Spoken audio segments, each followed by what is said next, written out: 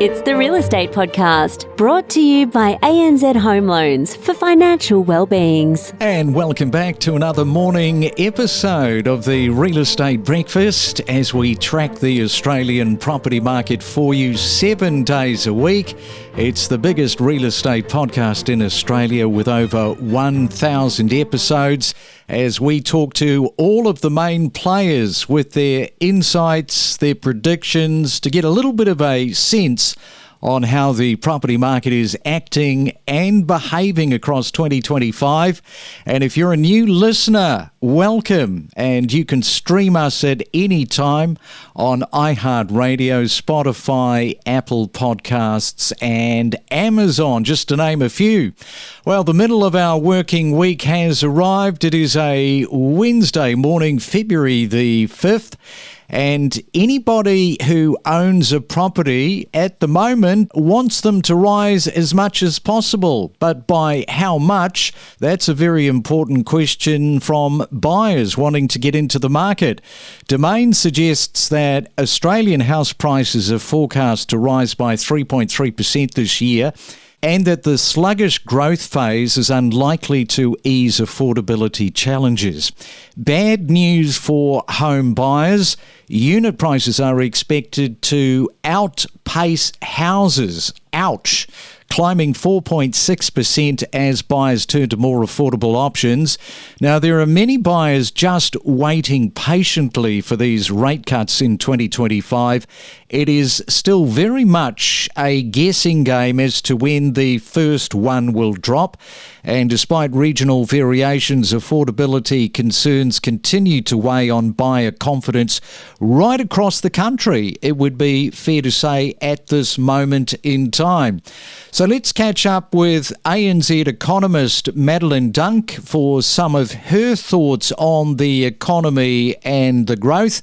And good morning to you, Madeline. Welcome to the Real Estate Breakfast. Nice to have you on. Morning. Great to be with you. So with that bit of a preamble, just talking about how the prices are expected to go up, what are you expecting regarding the house prices this year? Look, you said it's a pretty sluggish environment at the moment, and that's right, I think, particularly if you look at places like Sydney and Melbourne. We know last year Melbourne saw a lot of weakness with their house prices, and we don't expect a significant shift this year. So ANZ are forecasting that housing prices will grow 2.7% this year, but it's quite varied across the capital cities, and those smaller capital cities like Brisbane, Perth and Adelaide are expected to continue outperforming. If I think about places like Sydney, Melbourne, Canberra, we're expecting growth of less than 1% this year. And you mentioned earlier about rate cuts. I think a lot of people are holding out for rate cuts. But the thing to note is that at ANZ, we're only expecting 2 rate cuts. So that would take the cash rate to 3.85%. So we don't think it's going to significantly shift the dial. It should help push us out of that slump that we're in at the moment, but you're not going to see prices skyrocket this year. Yeah, it's a great lever for the RBA with these rate cuts coming. I mean, it's one way to certainly put a little bit of fire back into the real estate market. You know, every bank at the start of the year sit down, sort of chew things over, have a look at last year. And for 2025, when you guys did that, was there anything a little bit different maybe from when you sat down at the start of 2023? Is anything a little bit different? I guess it would be, right, with these interest rate cuts that are coming. Yes, and I think the thing is, if you think back to last year, everyone was expecting that we would have seen a rate cut, and it didn't come. It came in many other economies, but not here in Australia. So for us, one of the big shifts has been, one, the fact that rate cuts are likely to come a bit later than what we were thinking early last year, but also, two, that we're not likely to see many rate cuts. So I said before, just 2 25 basis point cuts this year. That goes down to a few things. One is the resilience in the labour market. We know the labour market continues to be really strong at the moment. The unemployment rate's very low by historical standards at 4%. and people are continuing to get jobs. So that's a big win for the RBA in many ways, because they have talked a lot about walking this narrow path where they're trying to get inflation down, but also ensure that people keep their jobs. And they have seemed to walk that narrow path reasonably well. The other thing too is that we've got a range of cost of living relief that's been in effect for about 6 months now, the most notable being the stage 3 tax cuts, of course. And that is flowing through into a modest recovery in household spending. So you've got people spending a bit more now, albeit they're still not spending a lot, but spending growth is continuing to improve. And we think that that will be a trend that continues in 2025, and people are in their jobs. So ultimately, that does suggest that the RBA, when it does start cutting rates, it's really going to be tinkering rates, moving back to what we as economists call the neutral interest rate, that neither stimulates the economy nor causes it to contract. Yeah, and in terms of those CPI numbers, Australia's underlying inflation rate has dropped to that 3.2% that you mentioned. It is the lowest in 3 years. And I guess when that happens, it does spark these discussions about a potential rate cut in the coming month or so. And this decrease does strengthen the RBA case for easing interest rates. Is that kind of fair to say that? I think that's right. I mean, our view at ANZ is that we're going to see a rate cut in February. Now, as you said, trim mean inflation, which is the RBA's preferred measure of inflation because it strips out all that volatility and looks at the underlying trend in inflation.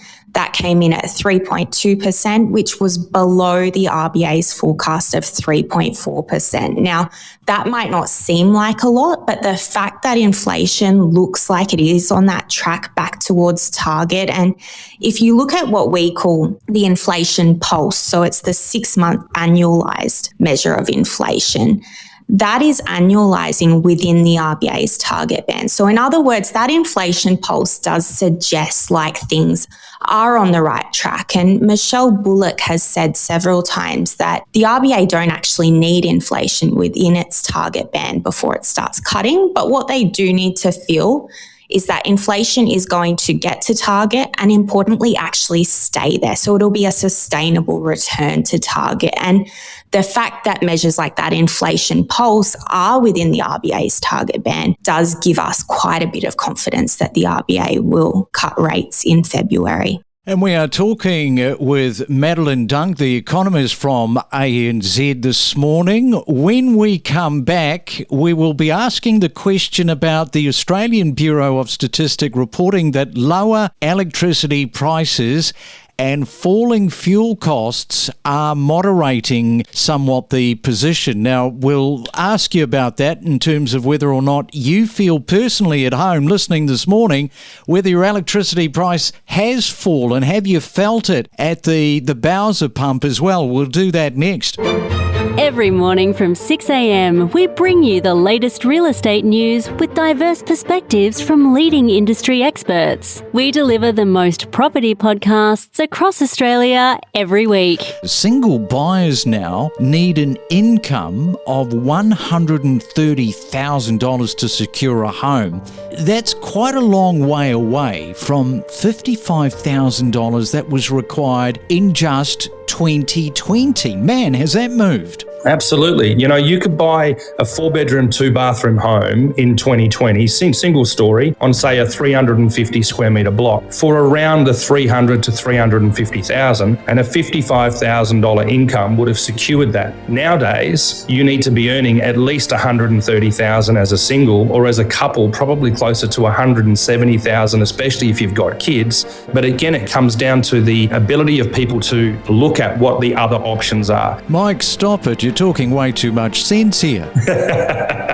That's the problem, right? Like, we can't fix this issue we have here in Perth. I honestly, I can't see it slowing down for the next 5 to 7 years. Ready to step up your property knowledge? Access powerful insights with us. And it is a Real Estate Wednesday. Madeline is with us this morning, having a look at the CPI numbers.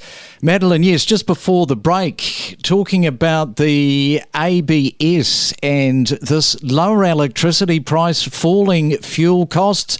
Whether or not people are feeling this might be a different story, of course. Yeah, I think that's right. I mean, the headline inflation number, which is the number you hear about when people talk about inflation on the news, is back within the RBA's target band. It's been in there for a few quarters. And a lot of that is thanks to those lower electricity prices due to those electricity rebates coming from the federal government and, depending what state you're in, potentially the state governments as well. And so that is helping to lower inflation. We can see in our ANZ Roy Morgan consumer confidence measure that consumer confidence is trending upwards. So potentially it's also helping people feel a bit better about the outlook, but it's probably not the thing that's going to flow through and mean that there's a rate cut, because the RBA doesn't really think about those more volatile elements of the inflation basket when it's looking at the trends in inflation, which is why, as we talked about earlier,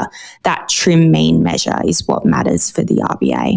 Yes, and it would be remiss of me if I didn't mention that the election is coming up in May. Economic conditions are very much under scrutiny at the moment.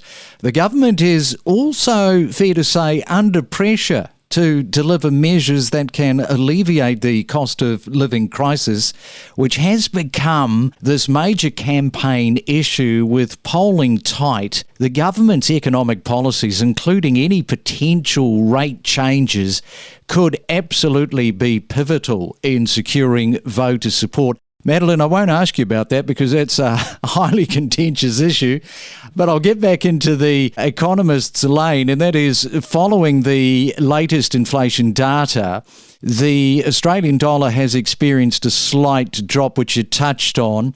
This is interesting. Currency traders often react to anticipated changes in interest rates, and the Australian dollar typically weakens when rates are lowered. My question is, this currency fluctuation, does it signal that the market is factoring in a rate cut next month? What are your thoughts around all of that? Well, the market's definitely factoring in the chance of a rate cut next month. If you look at rates markets themselves, they're roughly 90% priced for a rate cut in February. The broad expectation is that we should see a reduction in interest rates when the RBA meets in February. In terms of the Aussie dollar, we have seen quite a bit of weakness in the Aussie dollar, but I think one of the things to remember is that when we think about the Aussie-US cross, which is, of course, the cross that we tend to focus on, there's not just the Australian element, there's also what's happening in the US. And recently, a lot of that weakness in the Aussie dollar has been due to factors overseas. It's due to the fact that,